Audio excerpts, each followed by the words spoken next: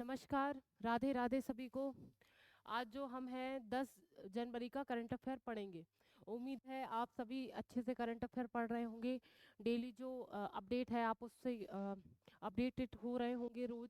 ठीक है, चलिए तो इसी कड़ी में आगे बढ़ते हैं और 10 जनवरी का जो पहला क्वेश्चन है वो देखते हैं क्या है। चलिए, अनिवासी भारतीय दिवस, प्रवासी भारतीय दिवस हर साल कब मनाया जाता है? इसके ऑप्शंस आपके सामने हैं।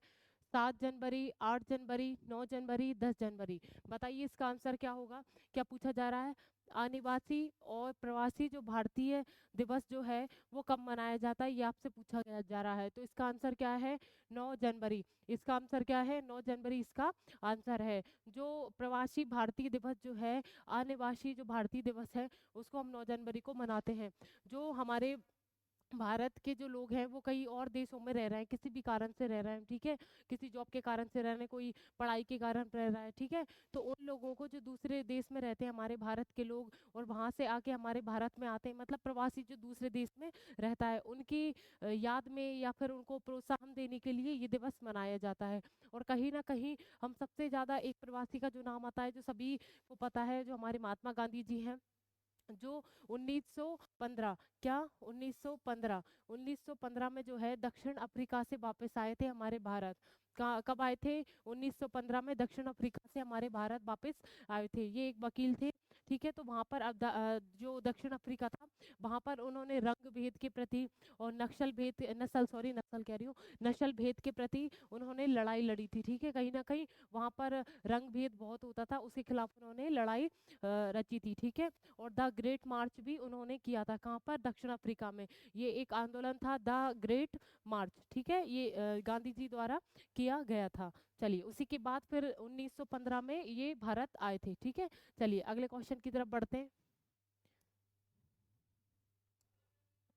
अगला क्वेश्चन क्या है? अगला क्वेश्चन है, हाल ही में फरवरी 2024 में कौन सा देश अपना दूसरा H3 रॉकेट लॉन्च करेगा? इसके ऑप्शंस आपके सामने हैं। पहला है जापान, अमेरिका, चीन, रूस। बताइए इसका आंसर क्या है? फरवरी 2024 कब की बात चल रही? फरवरी 2024 की बात चल रही है। और दूसरा एच थ्री जो रॉकेट है, कौन सा दूसरा वाला, वो कौन सा देश लॉन्च करेगा, ये आपसे पूछा जा रहा है। इसका जो आंसर है वो है जापान।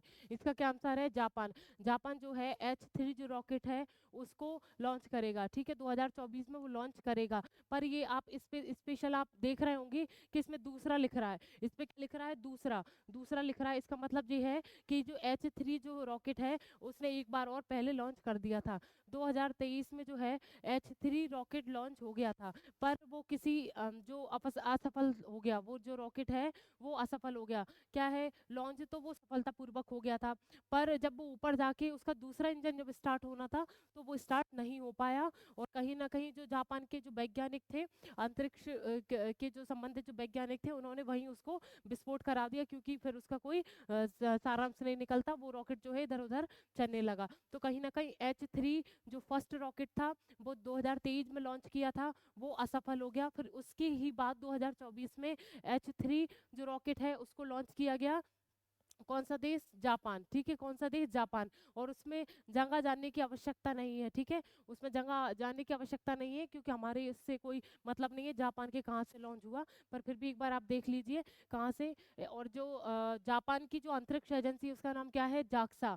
क्या नाम है? जाक्सा। ये भी याद करने का कोई इतना नहीं, पर फिर भी कभी आ जाए तो उससे हम लगा सके हाँ भाई ये कुछ जापान से संबंधित है। तो क्या है, ये कहाँ से लॉन्च हुआ था? कागोसीमा प्रांत। कागोसीमा जो प्रांत है वहाँ के गाशिमा तने गाशिमा अंतरिक्ष केंद्र से ये उड़ान भरा था। इसको याद करने की आवश्यकता नहीं है, मैं बार बार बोल रही हूँ, ये सिर्फ मैंने ऐसे ही नॉर्मल बता दिया, ठीक है। चलिए, और देखिए, और एक चीज और देखिए,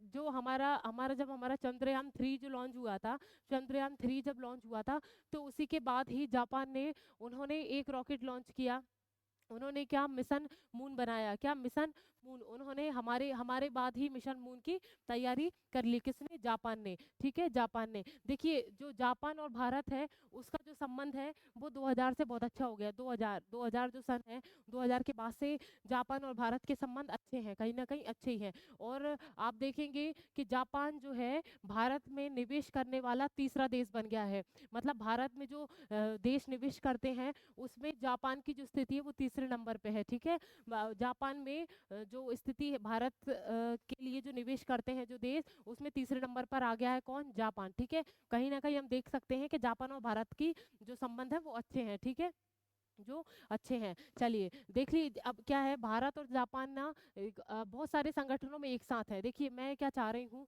कि जैसे आप ये बात आ गई कि भारत और जापान की बात चल रही है, अब कहीं ना कहीं हम जापान की बात चल रही है। ठीक है, तो हम इससे संबंध लगा के देखें हम इससे क्या क्या सॉल्व कर सकते हैं। तो भारत और जापान किस किस संगठन में शामिल है? जैसे G20 है उसमें भी शामिल है, G4 है उसमें भी शामिल है, मतलब भारत और जापान दोनों भी हैं। ठीक है, और कहीं ना कहीं क्वाड जो वो है देशों का जो समूह है क्वाड, उसमें भी जापान और भारत साथ में है। किसकी बात चल रही है अभी, मैं क्या बोल रही हूँ? क्वाड। क्या? क्वाड। ठीक है, इसको कैपिटल में लिखती हूँ।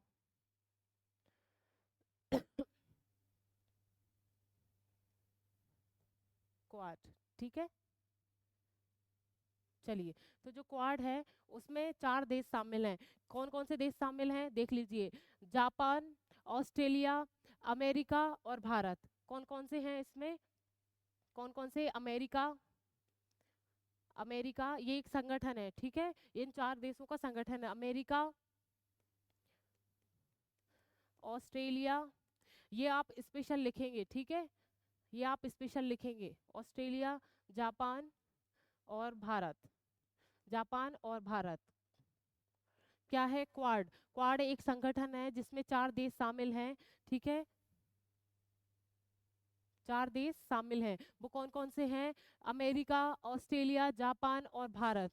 देखिए ये जो है वो ये किस लिए बनाया गया? ये संगठन ये इसलिए बनाया गया था, हिंद सागर और प्रशांत महासागर की सुरक्षा और शांति के लिए या विकास के लिए ये संगठन बनाया गया है। ठीक है, ये चारों देश जो है वो एक साथ संगठन में है। ठीक है, इसकी जो बैठकें होती रहती हैं तो ये साथ में ये बैठक में शामिल होते हैं। और कहीं ना कहीं चीन की जो हिंद महासागर है उस पर हस्तक्षेप कम करने के लिए, चीन का जो आक्रमण है कहीं ना कहीं कब्जा जो कर लेता है चीन, उसको कम करने के लिए ये संगठन बनाया गया था। और इस संगठन की जो स्थापना है वो 2007 में हुई। 2007 में इस संगठन की स्थापना हुई। कब हुई? 2007 में इस संगठन की स्थापना हुई। और 2017 जो है 2017 में इसकी पहली बैठक हुई। कहाँ पर? मनीला में। कहाँ पर 2017 में इसकी पहली बैठक हुई? वो कहाँ पर हुई? मनीला।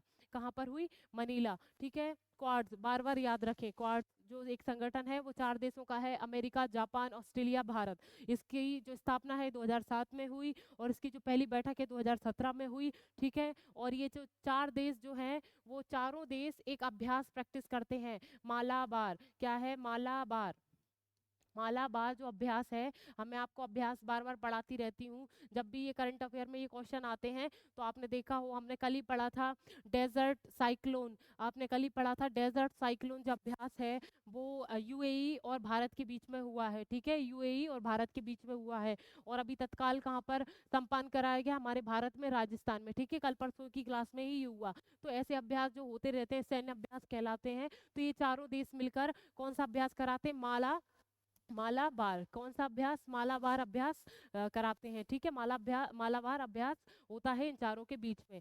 चलिए तो इससे आपको समझ में आ गया और इसका उद्देश्य भी आप अच्छे से समझ लीजिए कि हिंद महासागर और प्रशांत महासागर का विकास, शांति और भी बहुउद्देशीय है ये, पर कहीं ना कहीं मेन उद्देश्य हिंद महासागर प्रशांत महासागर में शांति और विकास का कार्य ये करते हैं। और हिंद महासागर पर जो चीन की जो कब्जागिरी है उसको कम करने के लिए ये संगठन बनाया गया था। ठीक है, चलिए और ये अभ्यास आप देख ही रहे हैं। देखिए और क्या है, भारत और जापान है वो आपने सुना होगा जी जी समिट, आपने सुना होगा ना जी समिट, कि जी समिट जो 2023 जो हमारे भारत में हुआ था, आप सभी को पता है कि जो जी समिट हुआ, G20 जो समिट हुआ वो कहाँ पर हुआ? हमारे भारत में। कहाँ पर हुआ? भारत में। चलिए पहले आप इसका स्क्रीनशॉट लीजिए, जल्दी मैं आगे बताती हूँ फिर। चलिए,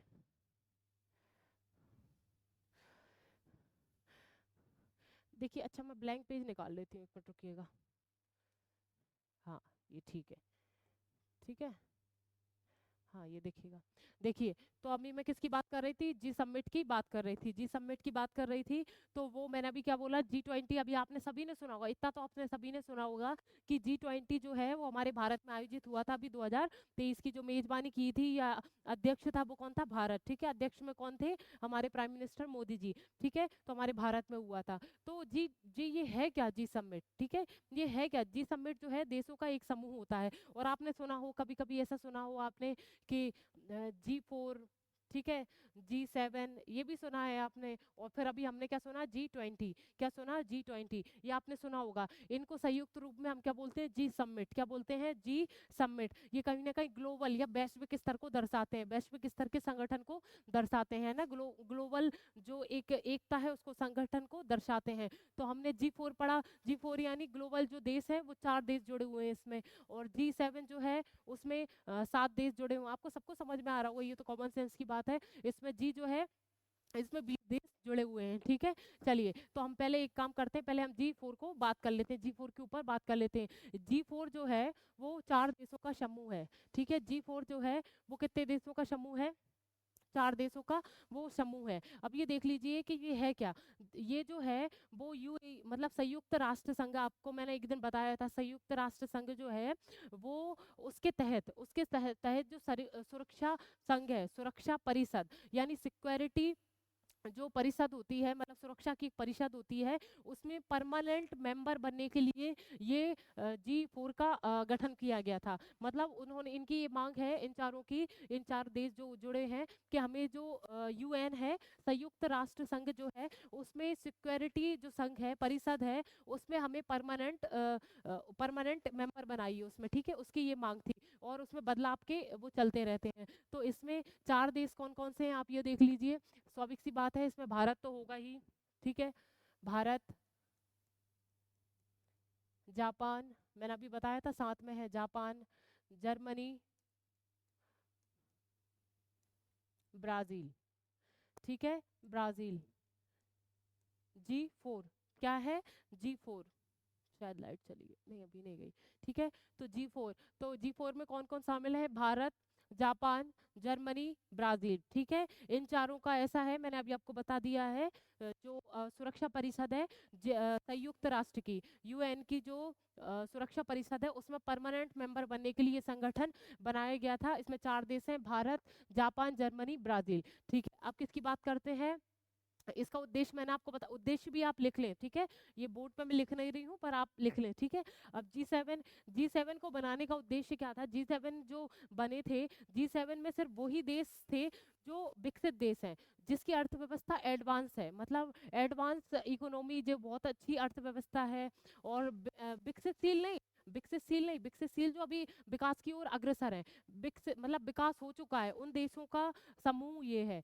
7 जो G7 है उसमें जो विकसित देश हैं उन्हीं को शामिल किया, जिसकी अर्थव्यवस्था बहुत अच्छी है उन्हीं को शामिल किया, मतलब ये एक साथ जुट हुए। तो उसमें इसमें कौन कौन है? देखिए, इसमें भारत नहीं है, ठीक है, इसमें भारत नहीं है, क्योंकि अभी ये विकासशील देश है, भारत जो है विकासशील देश है। और अगर आपने कहीं हमारे जो राष्ट्रपति है द्रौपदी मुर्मू जी, उनका अगर भाषण सुना हो, जब वो राष्ट्रपति भवन में अवार्ड जो दे रही थी, ठीक है, पुरस्कार वितरित कर रही थी, और फिर उन्होंने एक भाषण दिया था, तो उसमें ये बोला था, और हमने करंट अफेयर में भी पढ़ा है कि जब 100वां वर्ष हो जाएगा 2047 से 1947 से लेकर जब हमारा देश आज़ाद हुआ था, और 2047 तक हमारा जो अभी टारगेट है 2047 में, मतलब हम विकसितशील जो देश है उससे आगे बढ़ते हुए विकासशील जो देश है हमारा भारत, 2047 में विकसित देश बनने के पथ पर अग्रसर रहेगा, और 2047 तक हम विकसित हो जाएंगे। और जो युवा हैं वो हर टेक्नोलॉजी में आगे होंगे। कहने का मतलब उनने एक लक्ष्य बनाया है, उसको भारत को पूरा डिजिटल करना है। कहीं ना कहीं मानसिकता से भी हम उभरेंगे कि नहीं यार, हमें कुछ करना है, मतलब विकासशील देश हटाकर हम विकसित देश की ओर अग्रसर होने वाले हैं, ये राष्ट्रपति जी ने बोला है 2047 में, ठीक है। तो आपको सभी को पता होगा, तो अभी हम विकसित हैं, ठीक है, विकसित नहीं है, ठीक है, विकासशील देशों में अभी हम आते हैं, विकसित देश में हम नहीं आते। तो हम G7 में क्या हमने 7 देश रखे जिनकी अर्थव्यवस्था बहुत अच्छी है। तो सबसे पहले तो हम क्या किसको रख लेंगे, देखिए Japan, Germany, Britain, Britain, America,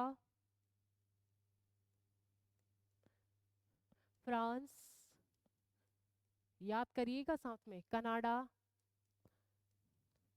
Italy.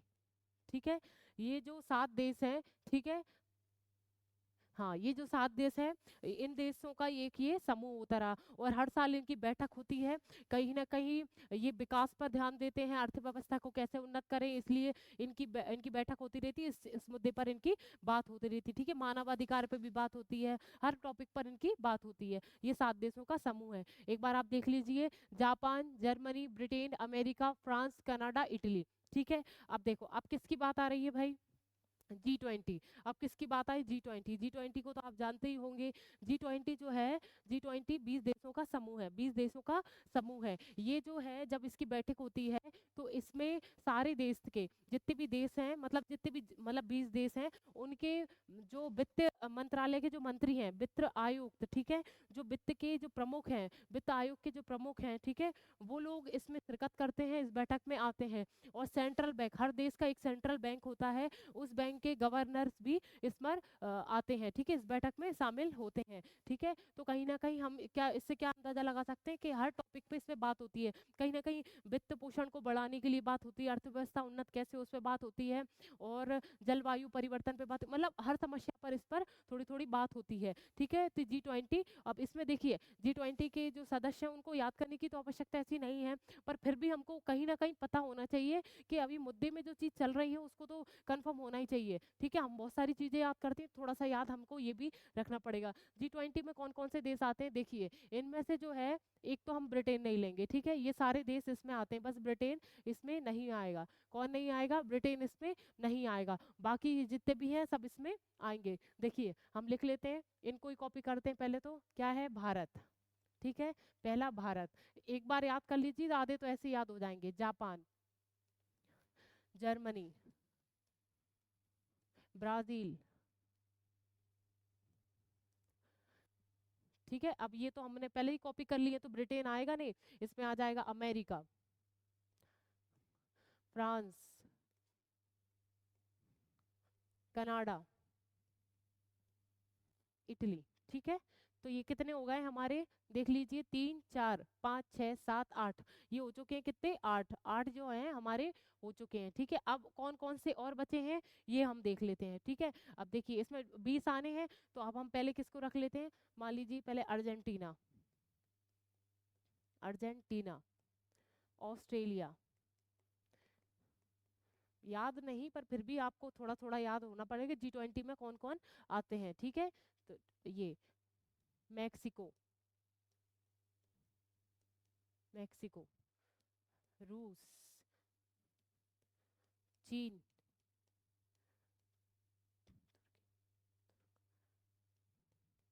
तुर्की, ठीक है, स्पेन, सऊदी अरब,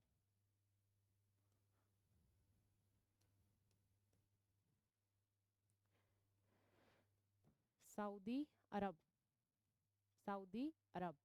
अगला कौन है, दक्षिण कोरिया, दक्षिण कोरिया। साथ में याद करते जाएं, ये बहुत महत्वपूर्ण टॉपिक है। ठीक है, ये जो मैं उद्देश्य बोल रही हूँ वो भी बहुत महत्वपूर्ण है। आप अगर एक बार इसको अच्छे से पढ़ लेंगे तो फिर उसको मुझे नहीं लगता बार बार इसको पढ़ने की आवश्यकता है, पर एक बार आप अच्छे से पढ़ लीजिए, दक्षिण कोरिया और दक्षिण अफ्रीका। ठीक है, दक्षिण अफ्रीका, दक्षिण अफ्रीका। देखती हूँ ये पूरे हो गए कि नहीं, 1 2 3 4 5 6 7 8 9 10 11 12 13 14 15 16 17 18 19, एक और कोई कम हो रहा है, मैक्सिको हो गया है, रूस हो गया है, कनाडा, ऑस्ट्रेलिया, ऑस्ट्रेलिया नहीं लिखा, आई थिंक नहीं लिखा है ऑस्ट्रेलिया। एक मिनट मैं देख लेती हूँ, एक देश कोई कम हो रहा है, मैं देख लेती हूँ। ठीक है,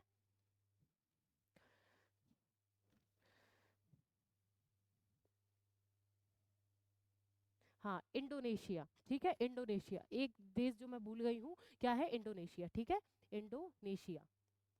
ठीक है, तो ये जो हमारे हो गए हैं 20 देश, ठीक है। इनको नॉर्मली वर्बली आपको पढ़ना है, ठीक है। जैसे मैंने एक बार पढ़े, मुझे थोड़ा बस दो एक बार और रिकॉल किया, एक बार और रिकॉल किया, रास्ते में आ रही थी मैं, एक बार और रिकॉल किया, तो ये मुझे सारे देश याद हो गए। कहने का मतलब ये नहीं है कि मैं आपको बता रही हूँ कि मुझे, कहीं ना कहीं ये बेनिफिट हमारा होगा कि हम पहचान पाएंगे क्या कौन सा देश किधर शामिल है। तो इससे हमारा आईक्यू लेवल बढ़ता है, हमें समझ आधे हमारे समझ जो बढ़ती है, ठीक है। तो हम इससे कोई क्वेश्चन कभी, मान लीजिए कभी भी क्वेश्चन किसी ने कर लिया, जैसे आप किसी भी पीएससी की तैयारी कर रहे हैं, यूपीएससी की तैयारी कर रहे हैं, या कोई भी जिसमें इंटरव्यू होता है, या अगर इंटरव्यू ना हो तो भी, तो अगर कोई पूछ ले कौन से देश से किसका क्या संबंध है, कैसा संबंध, तो हमको हर चीज़ पता होनी चाहिए, ठीक है। तो ये हमने इसकी बात कर ली। तो G20 का जो अभी सभी को पता है कि 2023 में जो हुआ था, वो हमारे भारत में बैठक जो हुई थी, वो हमारे भारत में हुई थी, वसुधैव कुटुंबकम इसकी थीम थी, ठीक है। और जो 2023 में, सॉरी 2024 में इसकी जो बैठक होगी, वो कहाँ होगी, कहाँ पर होगी, ब्राजील, ये लिख लीजिए, ब्राजील, ठीक है, ब्राजील, ब्राजील, ठीक है, ब्राजील। और आप सभी को पता है कि G20 में हमारे जो प्राइम मिनिस्टर हैं, उन्होंने बताया था कि हम जो है जलवायु परिवर्तन जो है उसको कम करने के लिए हम जीवाश्म जो ईंधन है, पेट्रोल डीजल ये सब चीज़ें जो है इनका कम करके, अभी मैंने आपको दो, मतलब करंट अफेयर तो सीधी बात है, आप पढ़ोगे तो आपको आपको रिकॉल होती रहेंगी पीछे वाली चीज़ें। तो जीवाश्म ईंधन का हम उसका विकल्प लेंगे, कार्बन डाइऑक्साइड कम करेंगे, कार्बन कम करेंगे, ठीक है, जिससे हमारा जलवायु जो परिवर्तन है वो शीघ्रता से परिवर्तन ना हो, ठीक है। और हम कहीं ना कहीं वातावरण पर ध्यान देंगे। तो इस पे ये बैठक में बात हुई थी, ठीक है। चलिए, तो ये जो ब्राजील G20 की जो अगली बैठक होगी 2024 में, वो कहाँ पर होगी, ब्राजील में। चलिए, आ गया होगा सभी को समझ में। चलिए अपने टॉपिक पर चलते हैं। आप ये ना समझें कि आपका टाइम वेस्ट हो गया, ठीक है। मैंने जो पहले बताया इसी के साथ भारत और जो जापान का ये पहले बताया था, क्वाड्स, ठीक है, 2007 में इसकी स्थापना, वो भी आप अलग से लिखें, और G20 को भी आप अलग से लिखें, ठीक है। नहीं लिखेंगे तो वो आपका ही घाटा है। चलिए अब ये क्वेश्चन और पढ़ लेते हैं। ये ना सोचे कि ज़्यादा टाइम हो गया और ये क्या, ठीक है। अब मैं तो अपनी अपना कर्तव्य पूरा कर रही हूँ, आपका कर्तव्य आप पूरा कर रहे हैं कि नहीं, वो आप सब जानते हैं, ठीक है। चलिए अगले क्वेश्चन की तरफ बढ़ते हैं। हाल ही में प्रधानमंत्री नरेंद्र मोदी ने किस राज्य में 20,000 करोड़ रुपए से अधिक की विकास परियोजनाओं का लोकार्पण किया है? कितने की? 20,000 करोड़ रुपए की जो परियोजनाएं हैं, विकास परियोजनाएं हैं, उनका लोकार्पण किया है किसने? हमारे प्राइम मिनिस्टर जी ने। तो वो कौन से राज्य में किया है, ये आपसे पूछा जा रहा है। इसका जो आंसर है वो है तमिलनाडु। इसका क्या आंसर है? तमिलनाडु। इसके जो मुख्यमंत्री हैं वो M.K. स्टालिन। क्या है तमिलनाडु के जो मुख्यमंत्री हैं, क्या है उनका नाम? एम के स्टालिन। क्या नाम है? M.K. स्टालिन। बार बार बोलिए जिससे आपको याद हो जाएगा। इनके मुख्यमंत्री का नाम है तमिलनाडु के, ठीक है। तो हम जो प्राइम मिनिस्टर है हमारे, 20,000 करोड़ रुपए की जो विकास परियोजनाएं हैं उनका लोकार्पण किया है, कहाँ पर? तमिलनाडु पे किया है, तमिलनाडु में ये किया गया है, ठीक है। इसमें बहुत सारी योजनाएं शामिल हैं, जैसे रेल से संबंधित, सड़क से संबंधित, तेल या खाद्य से संबंधित बहुत सारी परियोजनाएं हैं। उस पर हमने कितना खर्च किया है? 20,000 करोड़ खर्च किया है, और उन्हीं परियोजनाओं को लागू करते हुए हमारे प्राइम मिनिस्टर जी तमिलनाडु पहुंचे थे। चलिए अगले क्वेश्चन की तरफ बढ़ते हैं। अगला क्वेश्चन क्या है? हाल ही में सागर परिक्रमा का 10वां चरण कहाँ शुरू हुआ है? सागर परिक्रमा का 10वां चरण कहाँ शुरू हुआ है? इसके ऑप्शंस आपके सामने हैं। चेन्नई, नई दिल्ली, मुंबई, इनमें से कोई नहीं। बताइए इसका आंसर क्या हो सकता है? इसका जो आंसर है वो है चेन्नई। कहाँ पर? चेन्नई में सागर परिक्रमा जो है 10वां जो संस्करण है या 10वां चरण है, वो चेन्नई में स्टार्ट हुआ था। कहाँ पर? चेन्नई में स्टार्ट हुआ था, ठीक है, सागर परिक्रमा। चलिए, हाँ, और ये और देख लीजिए, ये देख लीजिए, ये जो है ना, इसमें किसने इसका उद्घाटन किया था, है ना, मैं इसको बताना भूल गई। सागर परिक्रमा 10वां जो चरण है, इसका जो उद्घाटन है वो किसने किया था? डेयरी मंत्रालय, मत्स्य पालन और पशुपालन के मंत्रालय के जो मंत्री हैं, क्या नाम है? पुरुषोत्तम रूपाला। क्या नाम है? पुरुषोत्तम रूपाला। आप सभी को पता है, मैं बार बार बोलती रहती हूँ, ये आप सभी को रट गए होंगे। पुरुषोत्तम रूपाला। क्या नाम है? पुरुषोत्तम रूपाला। और हमारे जो केंद्रीय मंत्री के राज्य मंत्री हैं, केंद्रीय मंत्रालय के जो राज्य मंत्री हैं, उनका नाम क्या है? इसी इसी मंत्रालय में, ठीक है। बस उनके साथ संचार मंत्रालय और जुड़ जाता है, ठीक है। उनके उनके जो हमने किसका बात किया है? मुरुगन, मुरुगन, ठीक है, मुरुगन, मुरुगन, एल मुरुगन, ठीक है। ये तो हमारे डेयरी डेयरी मंत्रालय, पशुपालन मंत्रालय और मत्स्य पालन मंत्रालय के केंद्रीय मंत्री हैं। कौन? पुरुषोत्तम रूपाला। और एल मुरुगन जो हैं वो हमारे केंद्रीय मंत्रालय के जो राज्य मंत्री होते हैं, राज्य मंत्री हैं, वो है मुरुगल, एन मुरुगल। इन दोनों ने संयुक्त रूप से इस परिक्रमा का उद्घाटन किया था। ठीक है, इस परिक्रमा का उद्घाटन किया था, इसको आप विशेष याद रखें। चलिए अगला क्वेश्चन क्या है? हाल ही में दिसंबर में यूपीआई लेन देन सालाना आधार पर 42% से बढ़कर कितने लाख करोड़ हो गया है? इसके ऑप्शंस आपके सामने हैं। 10 लाख करोड़, 15 लाख करोड़, 18 लाख करोड़, 24 लाख करोड़। बताइए इसका आंसर क्या है? क्या पूछा जा रहा है? यूपीआई लेन देन क्या है? यूपीआई लेन देन में सालाना आधार पर 42% की बढ़ोतरी होने पर कितने लाख करोड़ हो गया है, ये आपसे पूछा गया है। इसका जो आंसर है वो 18 लाख करोड़, 18 लाख करोड़। 42% की बढ़ोतरी से सालाना जो लेन देन हुआ है यूपीआई, यूपीआई मैंने आपको पहले भी बताया है कि यूपीआई एक साधन है जो हम पैसे इधर से उधर ट्रांसफर कर सकते हैं या भुगतान कर सकते हैं। ठीक है, भुगतान की एक स्कीम है यूपीआई। ठीक है, तो उसके आधार पर उसके द्वारा जो लेन देन किया गया है वो सालाना वो कितना है? 18 लाख करोड़। कितना है? 18 लाख करोड़। और इसमें कितनी बढ़ोतरी हुई है? 42% की बढ़ोतरी से हमने इतना आंकड़ा छू लिया है। कितना? 18 लाख करोड़।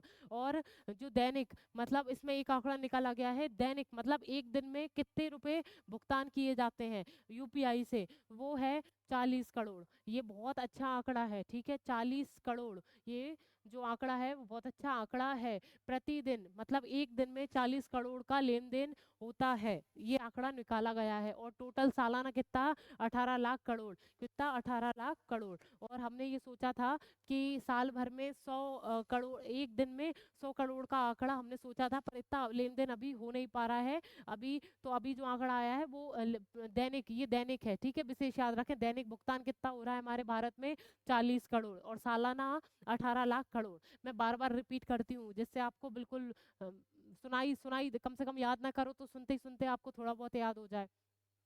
चलिए छठवां क्वेश्चन क्या है? हाल ही में आई रिपोर्ट के अनुसार स्वामित्व योजना के तहत सरकार द्वारा लगभग कितने करोड़ संपत्ति कार्ड वितरित किए जाएंगे? इसके ऑप्शंस आपके सामने हैं। 1.5, 1.25, 1.35, 2.1। बताइए इसका आंसर क्या है? ये पूछा जा रहा है कौन सी स्कीम के द्वारा? स्वामित्व योजना के द्वारा। स्वामित्व योजना के तहत हमने कौन सी सरकार, में बताऊंगी कौन सी सरकार ने किया है। तो कितने करोड़ संपत्ति कार्ड वितरित किए जाएंगे? ठीक है, कितने संपत्ति कार्ड वितरित किए जाएंगे? इसका जो आंसर है वो 1.25 करोड़। कितना है? 1.25 करोड़। मतलब 1.25 जो करोड़ है वो संपत्ति कार्ड जो है वो वितरित किए जाएंगे। ये एक कार्ड है। ठीक है, और किस योजना के तहत किए जा रहे हैं ये भी समझ लीजिए। किसके? स्वामित्व योजना। स्वामित्व योजना जो है उत्तर प्रदेश की सरकार के द्वारा चालू की गई थी। क्या? स्वामित्व योजना। इस योजना के तहत क्या होता है कि ग्रामीण क्षेत्र में किसी के पास जमीन है और उसके पास कोई कागज नहीं है, मतलब सरकारी की तरफ से कोई कागजात में उसमें कोई अंकित नहीं किया गया है, उसके पास कोई सबूत नहीं है, तो उसको वो जमीन किसी भी तौर से उसको देना। ठीक है, उसके कागज तैयार करवाना है एक ये। और दूसरा उद्देश्य ये है कि जो गांव में रहने वाले व्यक्ति हैं उनको शहरी जो सुविधाएं हैं, शहरी शहरी लोगों को जो सुविधाएं मिलती हैं वो गांव के लोगों को भी मिल सके। ठीक है, कहीं ना कहीं उस उद्देश्य को लेकर ये योजना कार्यरत है। कौन सी? स्वामित्व योजना। ये कौन सी सरकार द्वारा चलाई जा रही है? उत्तर प्रदेश सरकार के द्वारा चलाई जा रही है। इस पे ये जो कार्ड वितरित किए जाते हैं संपत्ति कार्ड, वो इस बार कितने किए जा रहे हैं? 1.25 करोड़। कितने? 1.25 करोड़ जो कार्ड हैं वो दिए जा रहे हैं। इससे 75 लाख जो घर हैं उनको सहायता मिली है, उनको इसमें लाभ मिला है। ठीक है, चलिए आगे की तरफ बढ़ते हैं। अगला क्वेश्चन क्या है? हाल ही में किस देश की क्वीन मार्गरेट सेकंड ने पद छोड़ने की घोषणा की है? इसके ऑप्शंस आपके सामने हैं। Norway, Sweden, Denmark, Japan. बताइए किस देश की क्वीन, क्वीन है मार्गरेट सेकंड, ने पद छोड़ने की बात की है? ये बताइए इसका आंसर क्या है? इसका जो आंसर है वो है डेनमार्क। क्या है इसका आंसर? डेनमार्क। डेनमार्क की जो महारानी है, क्या नाम है? Margaret second. उन्होंने अपने पुत्र जो है उनको गद्दी देने की बात की है, उनको गद्दी दे दी है। अब उनका नाम है क्या? उनका नाम जो है ड्रे लिख लीजिए, फेडरिक आंद्र। इनके नाम थोड़े अजीब होते हैं। Andre Henrik. ठीक है, हेनरिक। ये जो उनके बेटे हैं उनको ये गद्दी देने की बात की है। इनको अब ये जो डेनमार्क के जो क्वीन है, उन्होंने मार्गरेट सेकंड उनका नाम है, उन्होंने अपने पुत्र को गद्दी दी है। उनका नाम क्या है? फ्रेडरिक आर्दे हेनरिक। ठीक है, चलिए। और ये कहीं ना कहीं आपको दिख रहा होगा कि राजतंत्र है, वंशानुगत चलने वाली जो राज व्यवस्था है, राजतंत्र है। चलिए, डेनमार्क, ये देखिए, फ्रेडरिक आंद्रे हेनरी। ठीक है, चलिए। अगला क्वेश्चन क्या है? हाल ही में केंद्रीय मंत्री अमित शाह ने कहा NCDFI के नए कार्यालय भवन की आधारशिला रखी है? इसके ऑप्शंस आपके सामने हैं। गांधीनगर, मुंबई, जयपुर, नई दिल्ली। बताइए इसका आंसर क्या है? केंद्रीय मंत्री अमित शाह, जो किसके मंत्री हैं? गृह मंत्रालय के मंत्री हैं। उन्होंने NCDFI के नए कार्यालय भवन की आधारशिला रखी है। इसका ये क्या है भाई? ये जो है वो है राष्ट्रीय डेयरी से संबंधित ये एक सहकारी संगठन है। राष्ट्रीय जो डेयरी डेयरी यानी पशुपालन डेयरी, समझ रहे हैं आप? वो वाला राष्ट्रीय डेयरी जो है उसका एक संगठन है। वो भी कैसा? सहकारी संगठन। ठीक है, सहकारी संगठन है। राष्ट्रीय डेयरी सहकारी संगठन कार्यालय। ठीक है, संगठन या संघ कार्यालय, आप लिख लीजिए एक बार।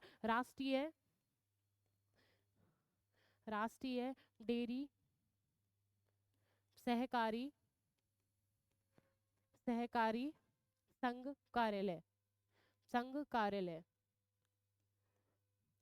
मतलब डेयरी से संबंधित ये कार्यालय है या एक ये संगठन है। ठीक है, डेयरी से संबंधित पशुपालन से संबंधित। तो उसका ये जो भवन तैयार हो रहा है उसकी आधारशिला किसने रखी है? अमित शाह, हमारे जो केंद्र मंत्री हैं और वो भी गृह मंत्री हैं। वो कहाँ पर रखी है? गांधीनगर। गांधीनगर कहाँ पर है? गुजरात में। गांधीनगर कहाँ है? गुजरात। और गुजरात के मुख्यमंत्री का नाम क्या है? भूपेंद्र भाई पटेल। भूपेंद्र भाई पटेल। चलिए, अगला क्वेश्चन क्या है? हाल ही में किसे राजस्थान के मुख्य सचिव के रूप में नियुक्त किया गया है? इसके ऑप्शंस आपके सामने हैं। प्रेरणा सिंह, सुधांश पंथ, अमित्य सेन, इनमें से कोई नहीं। बताइए इसका आंसर क्या है? क्या पूछा जा रहा है? राजस्थान के मुख्य सचिव के रूप में इनको नियुक्त किया गया है। उनका नाम क्या है? सुधांश पंत। क्या नाम है? सुधांश पंत को जो है मुख्य सचिव के रूप में नियुक्त किया गया है, वो भी कहाँ के? राजस्थान के। ठीक है, राजस्थान के मुख्य सचिव के रूप में सुधांश पंत को नियुक्त किया गया है। ठीक है, और ये प्रशासनिक सेवा के जो वरिष्ठ अधिकारी थे, ये जो हैं प्रशासनिक सेवा के वरिष्ठ अधिकारी थे, इनको मुख्य चुनाव आयुक्त नियुक्त किया गया है, सुधांश पंत को। चलिए, और इन्होंने किसकी जगह ली है? उषा जी की। ठीक है, क्या नाम? पहले जो उषा जी थी उनकी जगह ली है। उषा जी हैं, उनकी जगह ली है मुख्य सचिव के रूप में। पहले उषा जी कार्यरत थी, उषा शर्मा। ठीक है, तो चलिए, अगला क्वेश्चन क्या है? हाल ही में राष्ट्रीय कानूनी सेवा प्राधिकरण का कार्यकारी अध्यक्ष किसे नियुक्त किया गया है? क्या पूछा गया है? राष्ट्रीय कानूनी सेवा प्राधिकरण जो है उसका कार्यकारी अध्यक्ष किसे चुना गया है? इसका ऑप्शंस जो है वो आपके सामने हैं। संजीव खन्ना, अनिल गुप्ता, विजयकांत, इनमें से कोई नहीं। बताइए इसका आंसर क्या है? क्या पूछा जा रहा है? राष्ट्रीय कानून सेवा प्राधिकरण, उसके जो कार्यकारी अध्यक्ष हैं वो किसको चुना गया है? इसका जो आंसर है संजीव खन्ना। क्या है? संजीव खन्ना। इसके ये जो प्राधिकरण है, राष्ट्रीय कानून सेवा प्राधिकरण, ये जो प्राधिकरण है कहीं ना कहीं, इसलिए इसका उद्देश्य ये है कि जो दलित लोग हैं, ठीक है, जो दलित समुदाय से संबंधित हैं, उन लोगों को न्याय अच्छे तरीके से दिलाना। ठीक है, उनके विकास की ओर अग्रसर होना, उनके उनके जो विकास है उस पर न्याय से संबंधित कोई भी मामला हो तो उनको कोई अन्याय से ना हो पाए। ठीक है, उनसे न्याय हो और जल्दी जल्दी उनके लिए कार्रवाई होती रहे। ठीक है, तो ये उसके तहत काम करता है। तो जो कार्यकारी अध्यक्ष है उसके कौन चुनेगा? संजीव खन्ना। और इसके जो अध्यक्ष चुने जाते हैं, पहले से ही जो सुप्रीम कोर्ट है, सुप्रीम कोर्ट के जो न्यायाधीश हैं उनको चुना जाता है। सुप्रीम कोर्ट के वरिष्ठ दूसरे न्यायाधीश, ये वरिष्ठ जो दूसरे न्यायाधीश हैं उनको चुना गया है। ये सुप्रीम कोर्ट के न्यायाधीश से ये वरिष्ठ दूसरे नंबर के वरिष्ठ न्यायाधीश थे। इनका नाम क्या है? संजीव खन्ना। इसलिए उनको राष्ट्रीय कानून सेवा प्राधिकरण का कार्यकारी अध्यक्ष बनाया गया है। चलिए, अब क्या ये क्वेश्चन यही शांत बस समाप्त समाप्त? ठीक है। चलिए, जो कल मैंने आपसे क्वेश्चन क्या पूछा था, व्हाइट लंग्स सिंड्रोम, ये मैंने आपसे पूछा था व्हाइट लंग्स सिंड्रोम जो है वो कहाँ पर, मैंने आपको करंट अफेयर में पहले भी हम सब पढ़ के आ चुके हैं, ठीक है, सब रिकॉल हो रहा होगा, जो अच्छे से पढ़ रहा है सब रिकॉल हो रहा है। तो इसका जो आंसर है वो है अमेरिका। इसका क्या आंसर है, अमेरिका, ठीक है। सब व्हाइट सिंड्रोम जो है वो कहाँ पर लक्षण देखे जा रहे हैं, ठीक है, तो वह कहाँ पर, अमेरिका में। चलिए अच्छा क्विज और देख लेते हैं। हाल ही में समाचार में, क्या हाल ही में समाचार में मिशन अमृत सरोवर किस वर्ष में शुरू किया गया है। हाल ही में समाचार में मिशन अमृत सरोवर, ठीक है, अमृत सरोवर जो किस वर्ष में शुरू किया गया है, इसका आंसर आप सभी को बताना है, ठीक है, इसका आंसर सभी बताएंगे। चलिए, तो कल जो हमने है वो राज्य देखे थे, कौन कौन से, बिहार, हिमाचल प्रदेश और एक और क्या था अपना, हाँ, जम्मू कश्मीर से बात कर रही थी, जो भी था उसका, ठीक है। तो देखिए पहले हम बिहार की बात कर लेते हैं, बिहार की क्या बात कर लेते हैं। बिहार की जो राजधानी है वो है पटना, ठीक है, और उसके जो मुख्यमंत्री हैं नीतीश कुमार। अब उसके जो राज्यपाल हैं उनका नाम क्या है, राजेंद्र विश्वनाथ आलेंकर। क्या है, राजेंद्र विश्वनाथ आलेंकर, ठीक है, क्या नाम है इसका राज्यपाल की, बार बार बोलिए, राज्यपाल अधिकतर याद नहीं होते हैं, राजेंद्र विश्वनाथ, ठीक है। चलिए अब हिमाचल प्रदेश पे जाते हैं, हिमाचल प्रदेश पे तो हमने मुख्यमंत्री तो बहुत ही बार पढ़ लिया, इसकी जो राजधानी वो है शिमला, क्या है, शिमला। और फिर उसके जो मुख्यमंत्री हैं, उनका नाम क्या है, सुखविंदर सुक्खू। क्या नाम है, सुखविंदर सिंह सुक्खू। आप सभी ने पढ़ा है करंट अफेयर में बार बार, सुखविंदर सुक्खू। अब इसके जो राज्यपाल हैं वो राज्यपाल क्या है, शिव प्रताप। क्या है, शिव प्रताप, क्या है, शिव प्रसाद, सॉरी प्रताप, ठीक है, शिव प्रताप। चलिए अब क्या, जम्मू कश्मीर की बात आई, अब जम्मू कश्मीर की जो बात है उसमें क्या, उपराज्यपाल है, ठीक है, उपराज्यपाल है। जम्मू कश्मीर का मुद्दा तो आप सभी को पता ही है कि हम 5 अगस्त 2019, 5 अगस्त 5 अगस्त 2019 को, 2019 को जो 370 हटाई गई थी, कहाँ से, 370 जो आर्टिकल 370 है वो हटाया गया था, कहाँ से, जम्मू कश्मीर से। कहाँ से हटा गया, जम्मू कश्मीर से। तो इसके बाद अब ये एक नया राज्य होगा, एक ये नया राज्य होगा, तो ठीक है, ये राज्य होगा, केंद्र शासित प्रदेश बना दिया अभी तो लेह लद्दाख और जम्मू कश्मीर को, ठीक है, 370 हटाने के बाद उसको अभी केंद्र शासित प्रदेश बना दिया है, किस किस को, अभी जम्मू कश्मीर की हम बात कर रहे हैं, ठीक है। तो 370 हट गई है, कहीं ना कहीं इसकी अपनी एक विधानसभा होगी, इसमें चुनाव भी होंगे, ठीक है, पर अभी तक इसमें चुनाव संपन्न नहीं है। तो स्वाभाविक सी बात है, विधानसभा के कोई चुनाव नहीं हुए हैं अभी तक, पर होंगे, ठीक है। तो इसमें अपना एक मुख्यमंत्री चुना जाएगा, पूरी व्यवस्था बैठेगी पूरी ऐसी, ठीक है। तो ये केंद्र शासित प्रदेश है, और ये केंद्र शासित प्रदेश जो है वो हमारी 5 अगस्त को 2019 को तो ये आर्टिकल हटा दिया था। फिर क्या होगा, 31 अक्टूबर को, 31 अक्टूबर 2019, 31 अक्टूबर 2019 को जम्मू कश्मीर और लेह लद्दाख को हमने केंद्र शासित प्रदेश बना दिया, ठीक है, केंद्र शासित प्रदेश बना दिया। हमारे भारत में टोटल मिला के अब 8 केंद्र शासित प्रदेश हैं, ठीक है, किस किस को, जम्मू एंड कश्मीर को और लेह लद्दाख को, ठीक है, लेह लद्दाख, ठीक है। तो जो है वो हमने केंद्र शासित प्रदेश बना दिया, ठीक है। तो अब क्या होगा इसमें, अब विधानसभा के जो चुनाव होंगे, अभी तक जम्मू कश्मीर में विधानसभा के चुनाव नहीं हुए हैं, लगातार उसमें मांग चल रही है कि भाई आप जल्दी से चुनाव कराओ, जिससे हमारा जो है जो आपने 370 हटाई है उसका लाभ मिले, ठीक है। तो अब ऐसा संभावित है कि 2024, ठीक है, सितंबर 2024 तक इसके चुनाव हो जाएंगे जम्मू कश्मीर के, तो हमें इसके मुख्यमंत्री भी मिल जाएंगे, बाकायदा पूरी सरकार मिल जाएगी, ठीक है। पूरा जो जिम्मा होगा पूरा केंद्र शासित उस पे ही हो गया, जम्मू एंड कश्मीर पे, ठीक है। चलिए, आपको समझ में आ गया होगा और कुछ, हाँ ठीक है।